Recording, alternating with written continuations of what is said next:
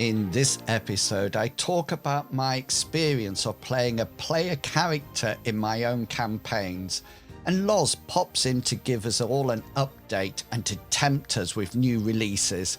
Welcome to the Mythras Matters podcast, Season 1, Episode 30, Playing Those Characters and New Temptations.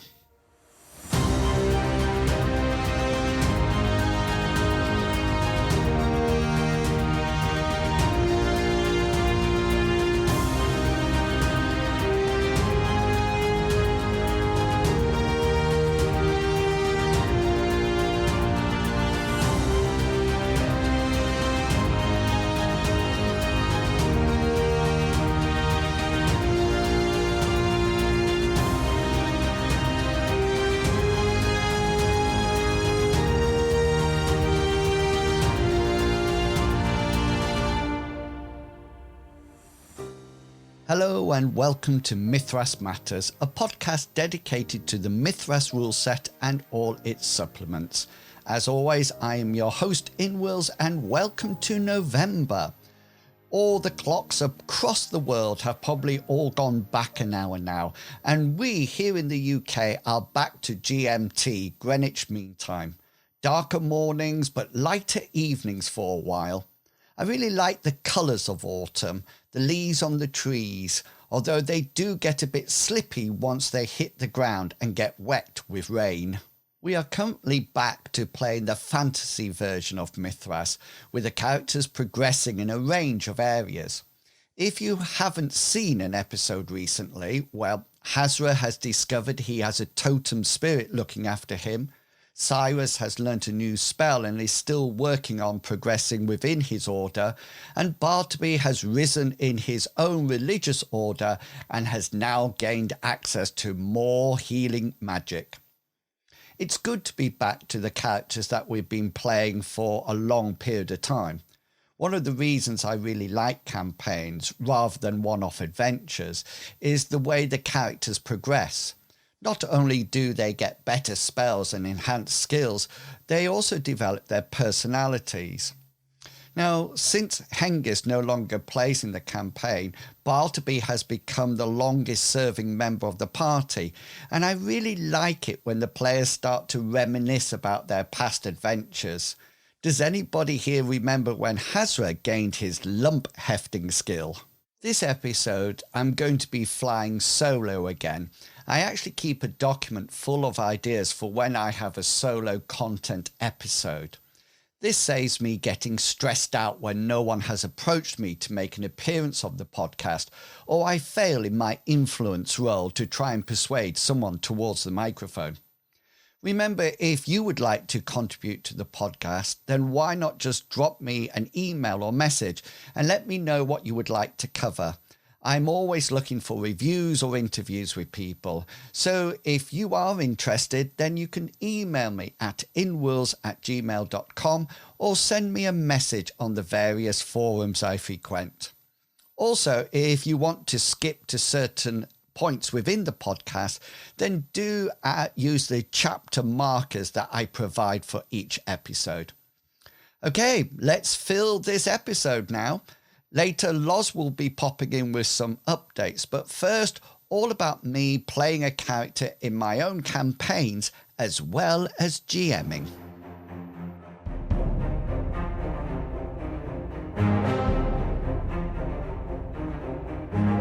I always get quite anxious when a new player joins the group. I never know how they are going to fit in, whether their playing style fits the campaign or if they're going to get on with the rest of the group. Shortly after we had created characters for the M-Space campaign, Longshanks decided no longer to play with us and left the group. This really left a problem within the composition of the group, since his character was not only the character with psionics, but also the medic and doctor. I felt that this was an important role within the group, and until I had a feel of how deadly the combat was, I needed to have medical support readily available for the characters. It was at this point that I decided to play a character within the campaign. I could have tried and found a new player for the group, but I've never liked inviting people and saying to them that you have to play this sort of class or character. I always want everyone to have a choice. I can imagine that the other more experienced GMs than myself out there might have gone with a different option. But for me, I created a character and launched into the campaign, and Purdy was created. Purdy is essentially a medical robot. I wanted to use robotics from the M-Space companion rules and felt that a robot with medical skills would be a perfect match for the group. Initially, she was going to be a floating droid type device, similar to the interrogation droid that floats into the cell when Darth Vader wants to interrogate Princess Leia. However, I thought a floating robot might provide some conflict with her passive playing. For example, if there was a chasm to cross, the party could send Purdy across with a rope rather than working out a different tactic. Or they could just say, "Purdy, just float up there and see what's in that window, will you?" As a robot, she is there to serve, but I didn't want her to be taken advantage of. Although the players sometimes joke about using her as a shield, etc., I know that they are excellent players and would never actually do it. Well, I hope that's the case. Being a robot, Purdy can remain very quiet most of the time. She rarely interacts unless asked to do so, and although she has a variety of skills, she would never volunteer these unless asked by the players. This allows me, as the GM, to only say what action she will do, roll her dice, and possibly provide ideas when the party gets stuck. I've always liked the idea role from Call of Cthulhu, and playing a character within the group allows me to support the group with that type of role. The other really great thing about Purdy is that I get to role play her. She has already adopted a style very similar to C-3PO from Star Wars, and everyone knows that she has a dislike for public recharging stations. In her words, you never know what you might catch from a public terminal. Although the majority of the time we refer to the characters by their surnames, Minsk, Hammond and Newman, Purdy always refers to them by their first name, rather like a fond aunt or grandma. This, coupled with her hidden sarcasm and robotic thinking, makes her such fun to play. When we moved back to Mythras, I had the same issue with replacing a character.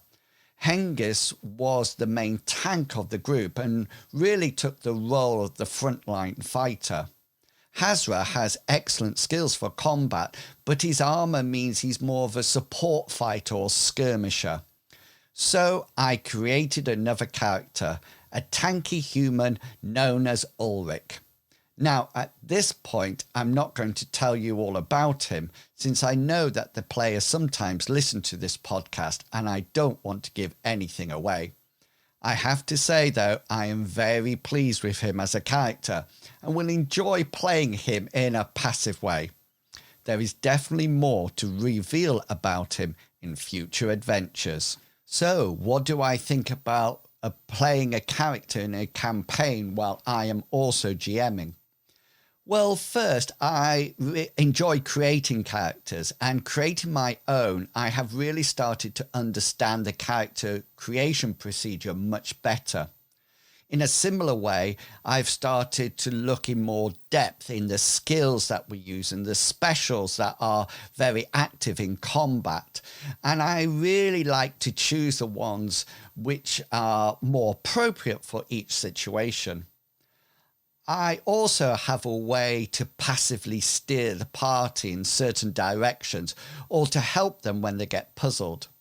Of course, I would have preferred to created and played both Purdy and Ulrich in a real campaign, but as a dedicated GM, the opportunity to do this is rare and far between.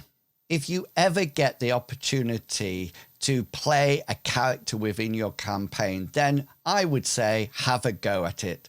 It certainly allows you the opportunities to see things from the player's point of view, and to create characters that actually develop as the campaign progresses. And of course, if you don't like them, you can always think about some heroic way for them to meet their final end.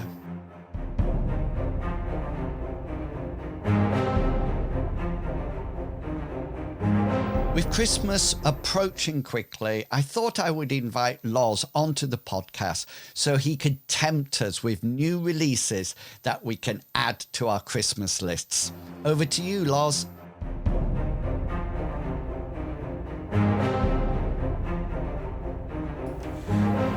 Hi, this is Lawrence, wishing everybody listening a very happy autumn or fall, and hope that you're all safe, warm and well. And Ian has invited me to give you a quick update on things that you can look forward to from the Design Mechanism stable over the next few months. So without further ado, I'll run through things that we currently have in advanced states of production. The most exciting one is without a doubt Destined, which is our standalone superhero game using the Mythras rule set. It's written by Mike Larimore and Brian Pivick, and it's well on its way to production. Layout has finished. We are currently heavily proofing the laid out manuscript.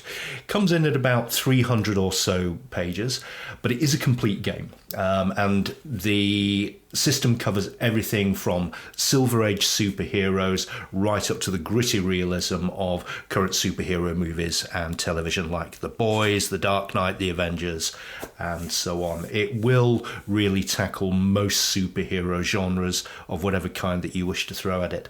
It has a very innovative power system. It's got lots and lots of background on handling your heroes, from secret identities to assets, tools, gadgets, hideouts, assembling a super team, how supervillains work, and all that wonderful stuff that goes to make up a great superhero game. It's also got its own setting, which is the city of Gemelos on the United States West Coast. So a slightly different flavour to games that are typically based on the East Coast around analogues with Chicago or New York or Gotham or whatever. This has a slightly different sort of West Coast flavour to it. Really looking forward to this coming out. Most likely going to be at the start of 2022, so the start of next year.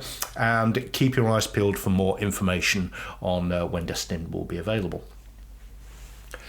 We're also working on Mythic Polynesia.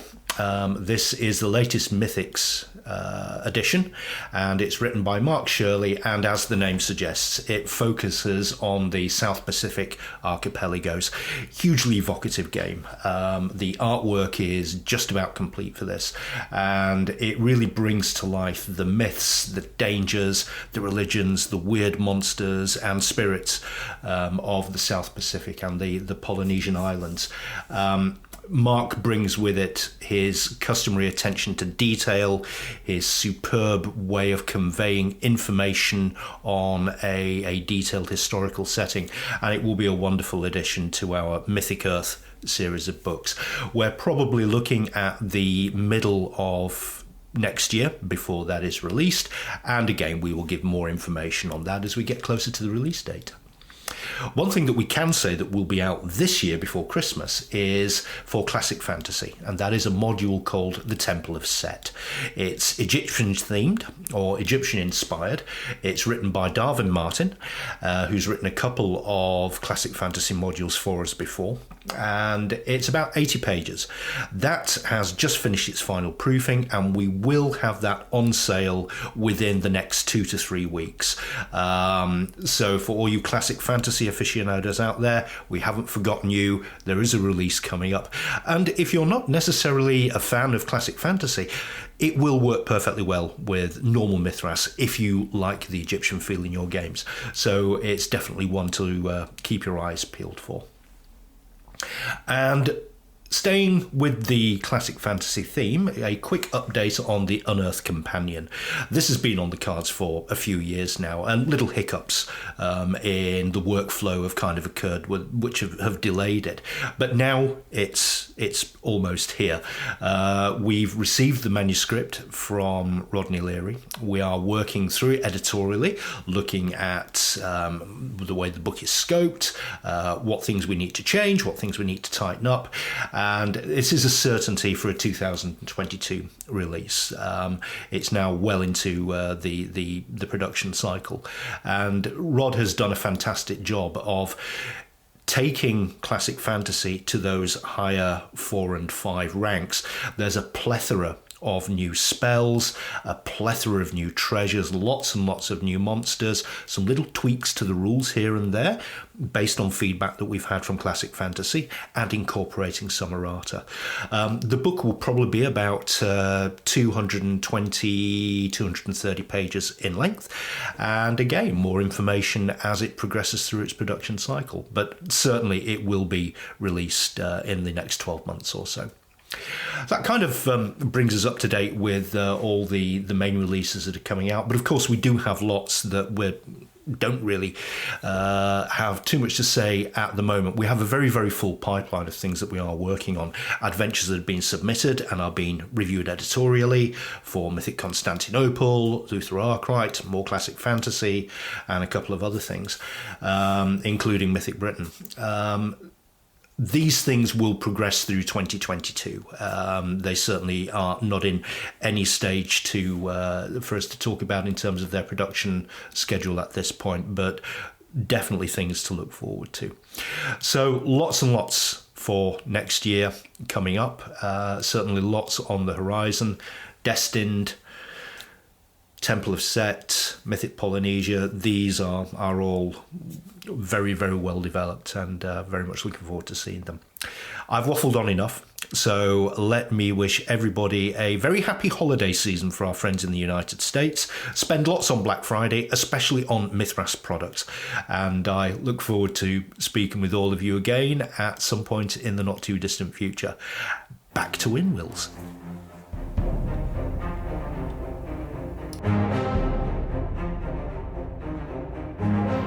So many exciting things on the horizon.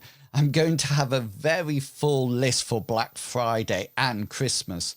The only difficulty I have is where to find the time to actually play and engage with all these rules and supplements. You have probably noticed that when I'm flying solo on these podcast episodes, they are generally shorter than usual. But don't worry, I'm not finishing here. I have got something else to chat about before I finish. I didn't mention it in the introduction, but I wanted to slot it in here as, say, a bonus.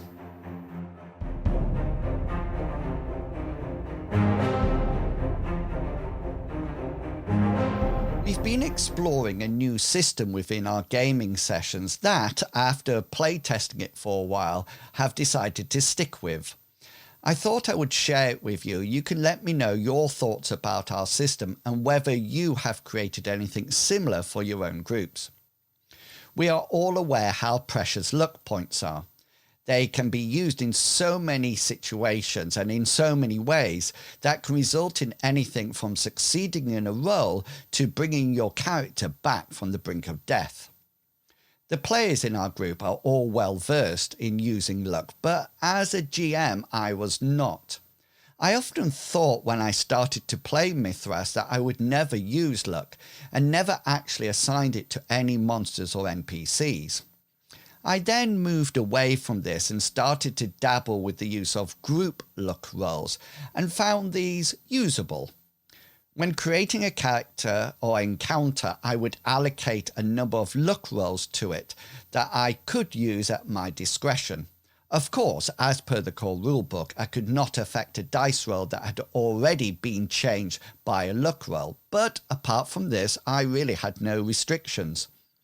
I didn't ever want to remove the heroic nature of the encounters, but at some times I wanted my villains to have the same chance of avoiding death or making that skill roll as the players did. After a while of using the group look method, I proposed a change that we have been playing for some time now that appears to be working well. At the start of a session, the party starts off with all their luck rolls, and I, as the GM, start off with none. As soon as a character uses a luck roll, then that luck is transferred to my pool for the use throughout the session. So the more they use luck, the more I gain to be able to use. This really makes the players think before they use their luck rolls, not only because they have a limited number, but also because the more they use, the more I get to use against them. I use the combat cards to track this luck. I did a video about these that you can find on my YouTube channel, links in the show notes. So as they give me luck, I use the combat cards by placing them on my keyboard so that I can see them throughout the game. I also use them to wave at the players when they are considering using luck so that they can see that they will be giving it to me as the GM. The whole system is really working well at the moment, and I wondered what you thought about it. And while you're thinking, maybe you could help me with something else. As the game reaches the last few minutes, many luck points are spent. Although they are used well, it does mean that they know that the end of the session is coming to an end and that luck points will be replenished for the next session. This means that they use them and I get the luck rolls to spend, but there's literally no time to spend them. In my script, there is a sad emoji face here. So, should I be able to carry over the luck to the next session? Or should I just accept that this is what happens and allow the players to taunt their luck rolls at me, knowing I will never get to use them? Let me know. I'm really interested in what other people do and how you have integrated luck into your games.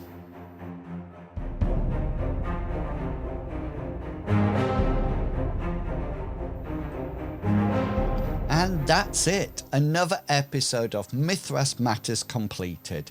Don't forget you can check out all my content by following my YouTube channel and the campaign areas of World Anvil. I really appreciate your support and do check the Tapper Talk forums. There are some great people there sharing their ideas within discussions. So until next time, have a great month of gaming and I will chat to you all again in December. Until then, I hope all your opposed rolls succeed and provide you with a well-deserved special. Thanks for listening, everyone. See ya. Bye.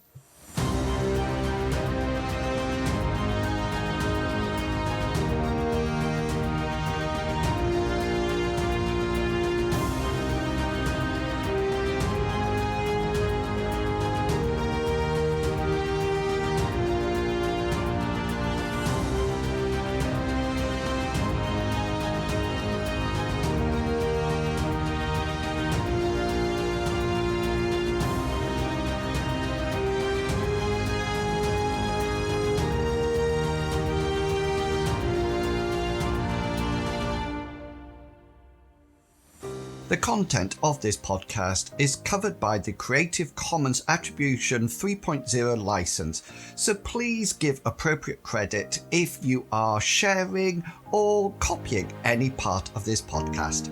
Thank you.